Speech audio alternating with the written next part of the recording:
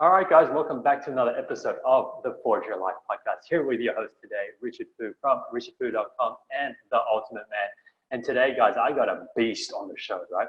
He's represented Australia in judo before. He's not only that, he's a life and wealth strategist. He helps people strategize their life in a way that they want it to create real wealth. And I'm excited to have him on the show because I really want to understand, what his perception of wealth is. And that's really exciting me. Not only that, he's done some amazing things, and I'm excited to have him on the show. His name is Todd Polke. So, guys, please welcome Todd onto the show. Todd, great to have you on, mate. Thanks, Richie. Appreciate it, dude. Mate, so Todd, man, for the people who haven't heard about you and your work, man, could you share a bit more about what you do and how you help people, bro? Yeah, for sure. My past, I was a personal trainer for a number of years, and kind of got to that point where a lot of people get to, where they get to that burnout stage, where my whole rule of creating success in life was that if I just work really, really, really, really, really, really, really, really hard, then I'm going to somehow magically create success. And it's all hard work's a great thing, but the reality of the matter, if that's your only strategy, it's going to lead to burnout. So I was kind of a burnout personal trainer, really getting to that point of just going, you know what, I've done what I was supposed to be doing. I followed the life path I'm supposed to follow, but it's really just not working. And, that kind of disruption of my life got me involved in the wealth and investing space when I was about 19 or 20. So probably over the last decade, 11 or 12 odd years, I've been in the property investment space, wealth creation space, which then really naturally flowed on to working with people in their personal lives and in lifestyle design and really into the personal transformation space. So I kind of really help people, break free of that default life path and create wealth in their life and free themselves financially so they can truly live the life they want and actually, follow what their life's purpose truly is. That's, in a nutshell, that's kind of what I do. Whoa, and that's a huge nutshell too, guys. Let's talk about this, Todd. You said that you were a personal trainer and you're talking about that one strategy where you would just work hard. Yeah. And then when did you realize that working hard ain't working for you? Dude, I broke down. It was kind of, I was one of those guys that ran those boot camps, right? So I used to get up, 4 a.m. in the morning, make people do 1,000 push-ups and burpees and I had a great time doing it. But my day would start around 4 o'clock in the morning and I'd go through it about 10 or 11 in the morning with clients. I'd have a few hour break in the middle of the day where I pretended to go to university. I'd start again about 3 o'clock in the afternoon and go through about 7 or 8 in the night in clients. But then running a small business, as anyone that runs a business knows, that your day does not stop when the number of clients you have in the day stops. And so my day would wind up going till about midnight, 6 nights a week and 50 odd weeks of the year. And so here I was working kind of, working 18-hour days and sleeping about 4 hours a night. And so my body was breaking down. I was playing, as you mentioned before, I was playing judo at elite level at that point in time, and I wasn't recovering properly, wound up having leg surgery on both my legs. It's a good job, personal trainer, can't walk. That's crazy. Walking on crutches, yelling at people, right? Yeah. I was getting sick all the time. I wasn't spending time with my girlfriend at the time. I didn't spend time with her. She was completely neglecting her. This must have been bloody horrible. And so I got to that point of going, do you know what? Enough is enough is enough. I was just getting sick. My body was breaking down. My relationship wasn't working. My personal life wasn't working. And then I remember getting to the end of a particular year and going, despite the fact that I've worked 18-hour days and 6 days a week and 50 odd weeks of the year, my bank balance hadn't moved forward either. And I remember I was so pissed off. I was so angry at the time because I felt like I'd been lied to. I felt like that this rule of life that we're taught that we're supposed to follow is go to school, study hard, get a job, go to uni, all that type of garbage, work hard and everything's going to be okay. I felt like I'd been lied to. And it was really that point where I hit that tipping point, if that makes sense. I hit that tipping point of going, no, I can't do it, not another day, not another moment. And that's when I started looking for other opportunities and my kind of awareness opened up. There must be something else out there because this is not working. And that's what kind of got me to the point of going, yeah, I've got to try another way. Oh, dude, man. I just feel you, man, when you tell that story. There's so much pain there. And then, so let's go through this. And then you decide, like, all right, clearly working hard isn't going to be, I'm trading time for money, which is what you were doing, as most PTs do. Yeah. And you realize, actually, what if I made money work for me? and that's why you got into the investing into property, into stocks, right? Yeah. Yeah, and then talk us through that, man. Like, why those investment vehicles? Why those for you? Yeah, sure. Look, property investing was kind of where my starting point, right? Like, it was kind of a little bit in my blood. My parents were property investors, but they kind of did property investing a bit of an old way. So, like, they bought a property and then they paid that property off. And then after they paid that off, they bought another one after that. But great strategy. They've done well out of it, but it's taken them 40, 50 years to get there. I'm a pretty impatient type of guy, and so I like to create results a lot faster than that. And also property was something I can understand it. I'd started reading a lot of books around it and things like that. And, that's kind of where I got started in the property field. And I bought my first property on the Gold Coast, wound up making $70,000 after doing a renovation on it in the space of 6 months. And, effectively I replaced my entire year's income in one property deal while I was living in it.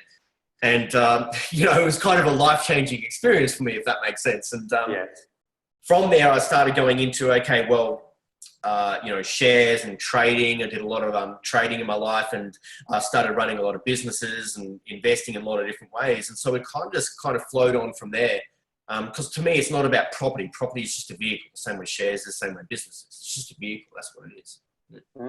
Exactly. I love that. And I love that you make that point, because so many people are like, Richard, I just want to buy a property and then I can go do whatever, right?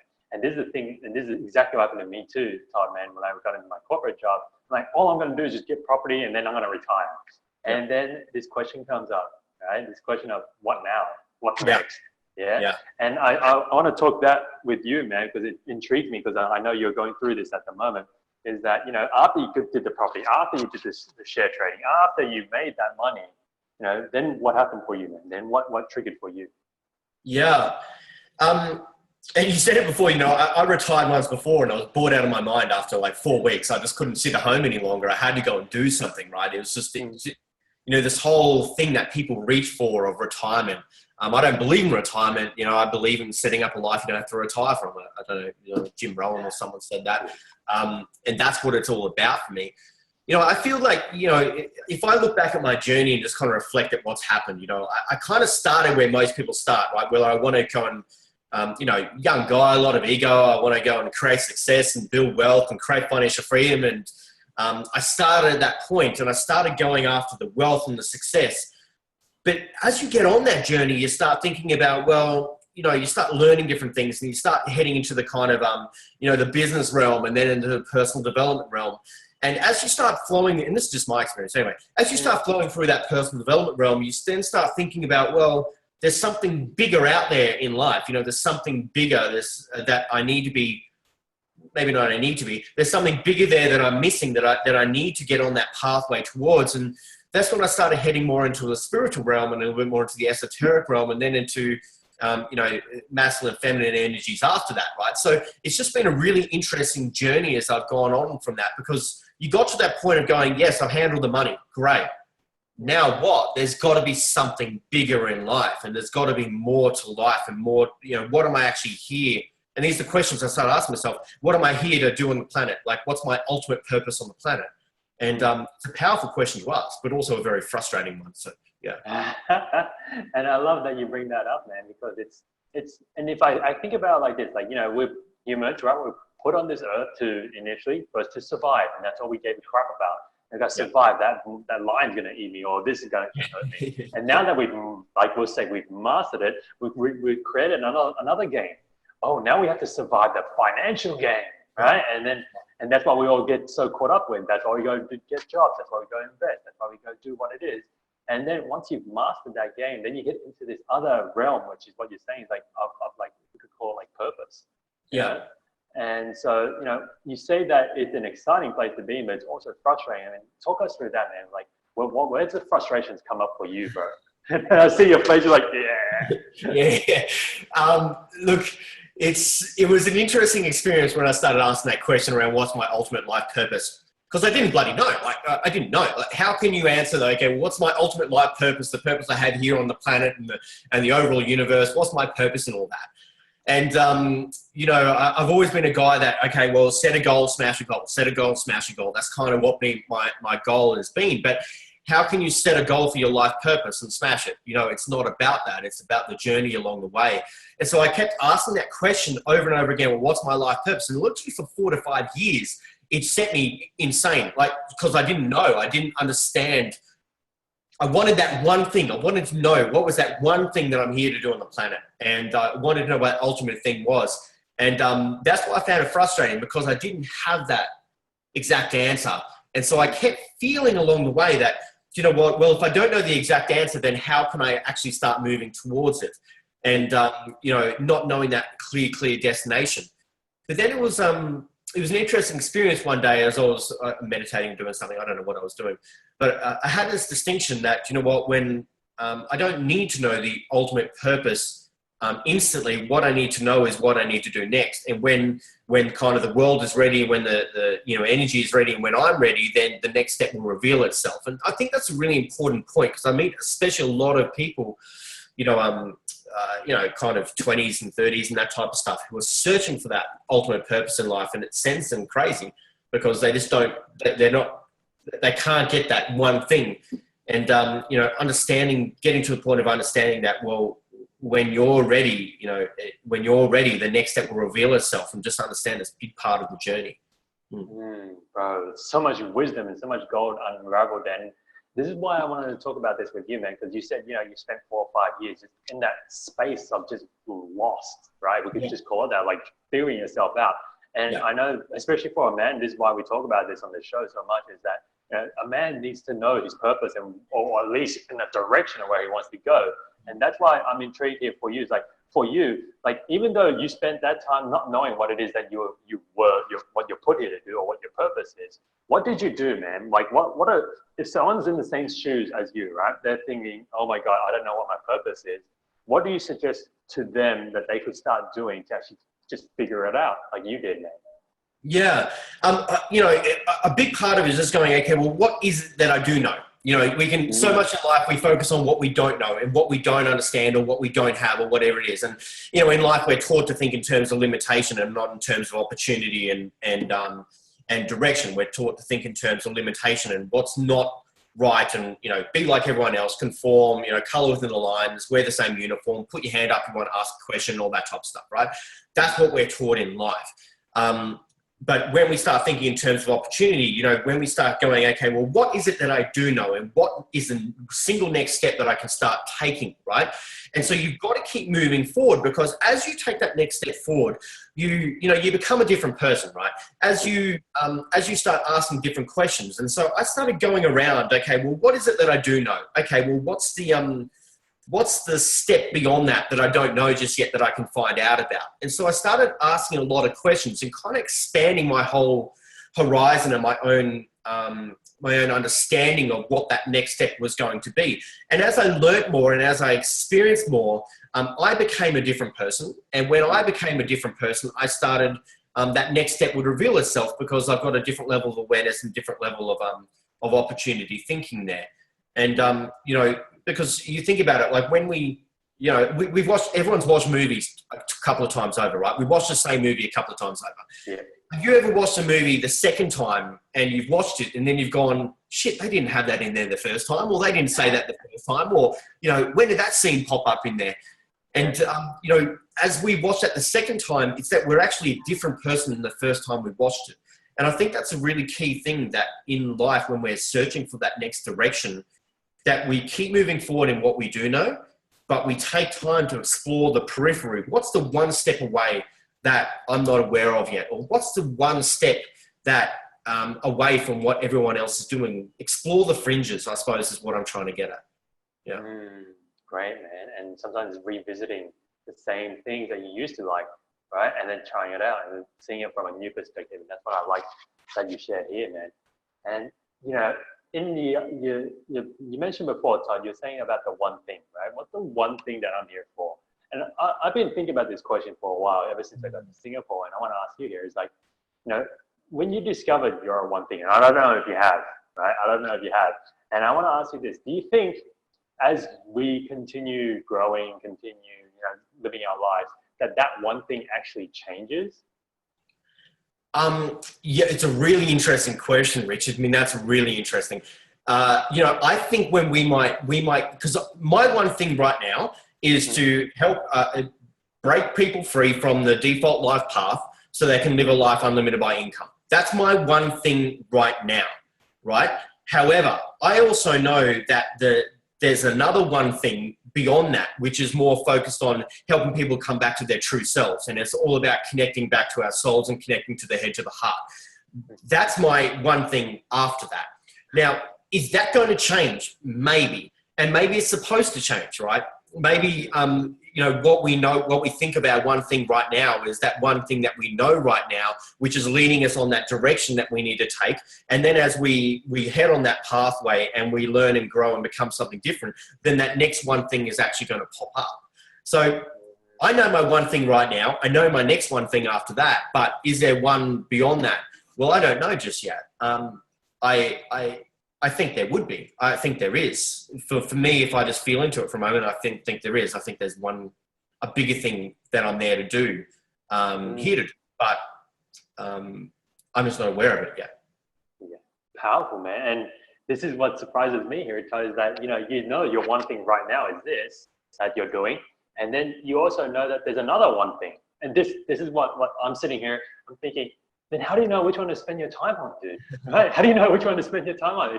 If you're one thing, if you know it's something else as well, like how do you decide, man? Well, to me, it's a pathway, right? So this one thing I'm doing right now is leading me directly into this other thing, right? So to me, I'm looking at it and go, this one thing I'm doing right now is preparing me so that I can become the quality of person to start with that can actually go and fulfill that second thing, if that makes sense. Right, and we're getting mad meta right now. Yeah, I know. Yeah, it's a bit out there, but anyway, that's one thing right now is preparing me to become the quality of person and to raise frequency, vibration, all that type of stuff to be able to do that next thing.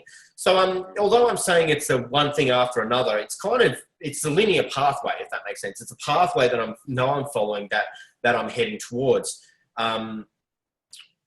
But what I'm doing now is serving a purpose.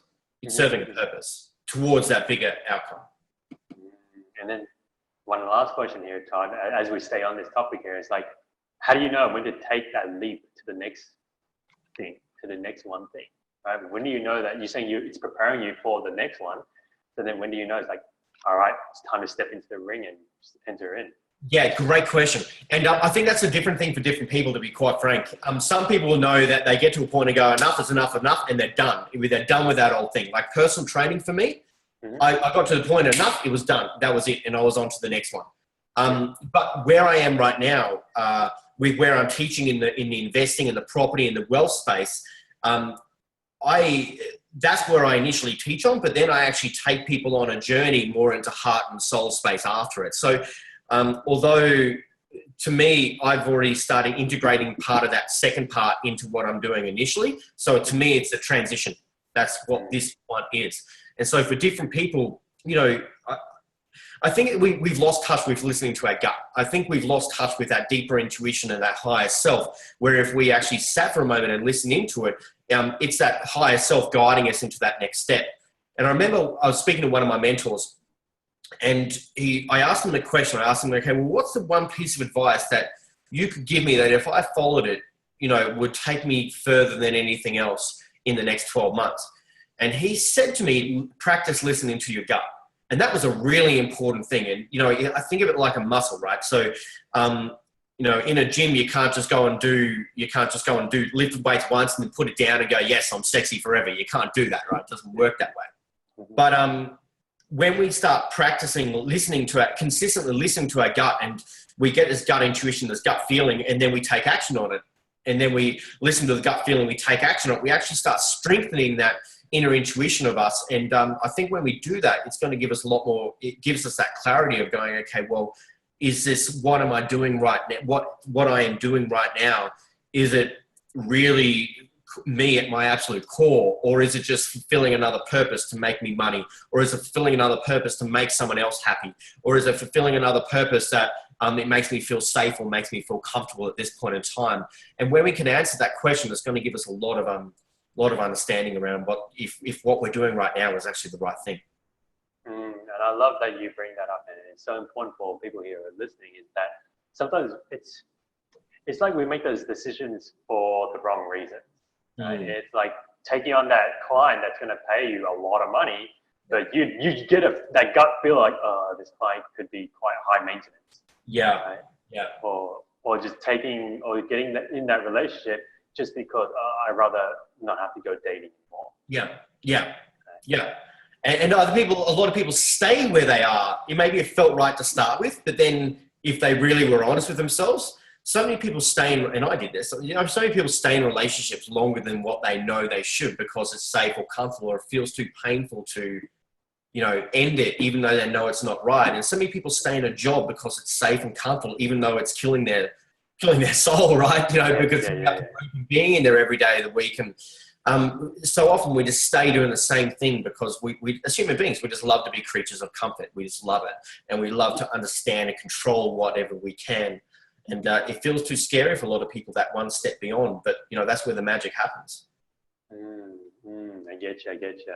And I want to transition here, Todd, to, so you help people, figure out their financial situation so that they can be financially free and live the life that they want. And, when you ask them that question of, what would you do if you're financially free? I want to figure out in your brain, like what's the most common answer that most people give? Do they know the answer, or does this open them up to something more, man? Sure. And you always get this surface level answer, and then there's another answer beyond it, right? And the surface level answer is that it's always more of something I don't want, like I don't want to keep working, or I don't want this, or whatever it is, or I don't want to worry about money. And that's the surface level answer. Other people go, well, I want, they start going, I want more time with family, which is great. Absolutely. They want time to be able to do what they truly want to do. The currency of wealth is not, it's not money, it's time. I mean, that's what wealthy value more than anything. But, very often, and I ask this at a lot of my events and seminars and things like that, I ask this question, like, who actually here wants to be able to give more, contribute more to a cause bigger than themselves at a much higher level than what they're currently doing right now? And invariably, 99% of people put their hand up, right? 99% of people do that. And they want to be able to give more financially. They want to be able to give more of themselves energetically, or their knowledge or experience, or whatever it is, to something bigger than themselves. And I think once we, I think that, again, it's just that transition. We handle home base with the money stuff first. We get the home we want to live in. We feel safe. We feel comfortable. We get our time back, spend more time with family, and we fulfill that type of stuff. But then for most people I tend to meet, they want to give something back. Something they actually care about, much bigger than themselves. And if they're not there initially, that's where they always wind up. Once they cover, Maslow's hierarchy of needs, right? So once they cover that security, and you're talking about before, we don't have to go and save ourselves from lions attacking us now, but we've got to save ourselves from the financial slavery. And when we do cover that and handle the home base, it allows us to step into the next phase and go, well, what else is there? What's the higher purpose of my life? Man, love it. And I know, Todd, that you're quite a giving type of guy, because I looked up on your website. I know that you've helped build 4 schools as well, right? Talk us through that, man. I mean, like, how is that to just give back to help build these schools, man? It's phenomenal. Look, I'm a teacher at heart. That's kind of who I am at heart. I'm a teacher, but not the education system teaching, obviously, right? So I have some serious issues with that, but that's probably a topic for another conversation. We'll be here all day. But I'm a teacher at heart. And so, being able to be in that position, and not only myself, but it was with me and my students, being able to actually create something and actually give back to something which shifts people's lives. Like, it changed people's lives, in so many developing nations. Education is that difference between poverty or actually living a life. It's that difference between whether, for girls especially, whether they get sold into slavery or get married off by the age of 10 or something like that, versus actually having a life of their own choice. Education is the thing which makes that difference. And, it's never just, hey, let's learn some stuff. It actually changes lives. It changes communities. It changes, it has the possibility to change a country. So for me, being able to contribute back to that, and being able to gives something which is, in the scheme of things, so little of what we have living in, kind of first world countries and that type of stuff. It's powerful. It's a really beautiful thing, and it fulfills me almost more than anything. Oh man, I love it, man. I love just hearing people being able to build simple things like that, and just how much it brings in joy and happiness and fulfillment for you. And dude, man, I can't wait to hear more about what you're doing. And dude, man, it pains me, dude, to actually have to start wrapping up the show here. And because there's so much awesome stuff, man. We've been getting into the meta levels of things, man. It's just crazy. And I know that there's more to come for you, man. And I love how you opened up with your vulnerability and your openness with how you've gone through struggling to find that purpose, to find that one thing. And now you just see more of it coming through. And, I want to start wrapping up this show, brother, with us going into the quickfire questions here. And there's one question that I love the most, right there on the show here. We call it the time travel moment. And that's where, if you could go back, Todd, to any moment in your life and look at little Todd and tell him one piece of advice, when would you go back to and what would you tell him? Oh, wow. Good question.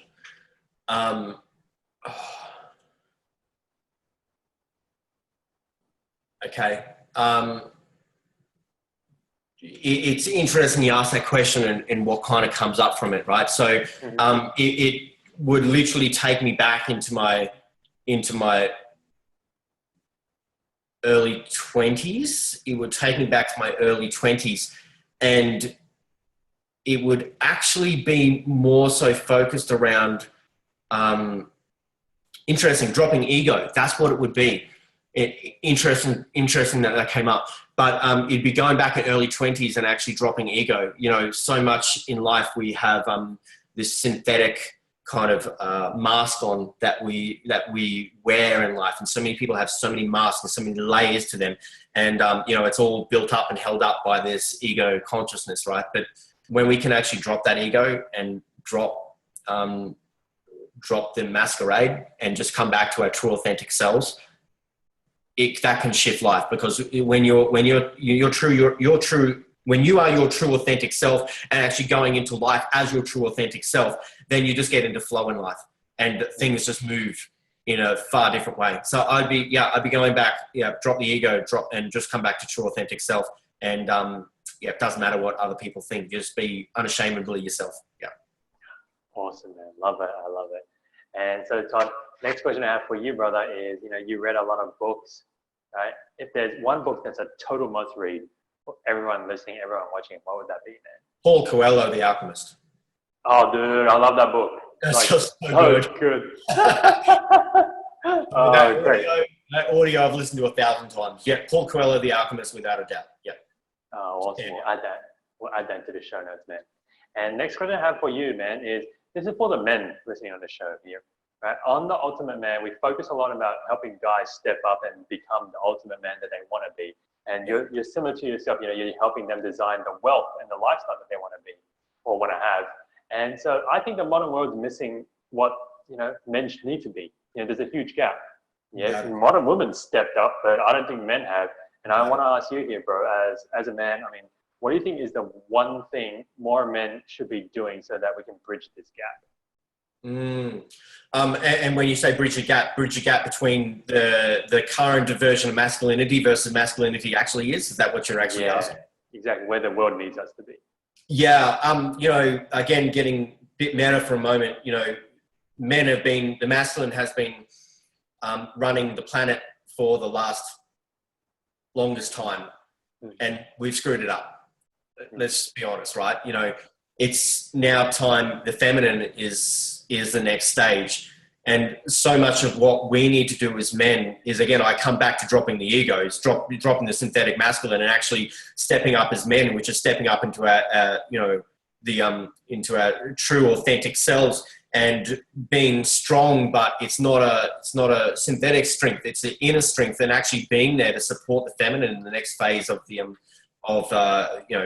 evolution in where we're heading. And I'm sorry for anyone that's not into the spiritual realm there, but I think it's a really, really key thing.